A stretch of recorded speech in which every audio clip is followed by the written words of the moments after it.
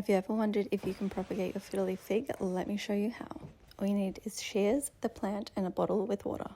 Let's get into it. I chopped this half of my Fiddle Leaf Fig on the stem right here a few months ago, and you can see that she's had so much new growth and is loving life. I chopped her because she'd gotten a bit leggy, like you can see this one has as well, so let's chop this side as well.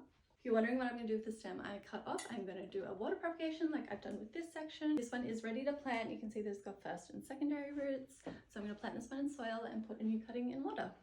You always want to make sure that you're using clean, sterilized secateurs, and these are the ones I'm going to be using. See? Easy.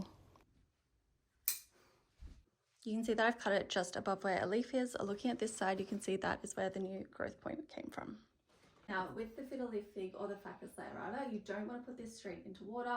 If you do that, you may get rotting of the stem. What you want to do is leave it to callous overnight or for a day or two so that this is no longer wet and raw, and then when you put it in the water, it won't rot.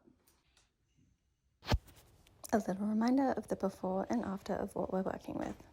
Cutting plants definitely doesn't hurt them, and she's going to have new growth, but I am also going to add little soil and microbe booster to help her along. I'm just sprinkling this around the base of the plant, and then I'm going to give it a really good water as well. I usually water my Fiddle Leaf Figs every 2 weeks in summer, which it is now. Well, let's jump to the next day. I've let my cutting callus overnight, so now I'm going to pop it in water. I'm not using a growth hormone or anything. Tap water is fine. Happy planting and good luck.